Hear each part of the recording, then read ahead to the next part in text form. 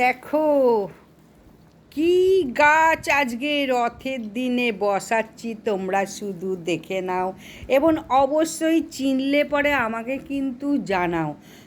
আজ রথ জয় জগন্নাথ দেবের জয়। আমি আজকে রথযাত্রার দিনকে তোমাদের বলে দিয়েছি যত পারো গাছ লাগাও, খুব শুভ।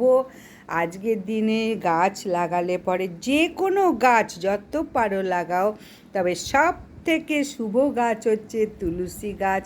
মাতা তুলসী গাছ যদি একটু এনে লাগাতে পারো, অত্যন্ত শুভ, গৃহে মঙ্গল হবে, ধন দৌলত এবং সৌভাগ্যে ভরে উঠবে তোমার গৃহ।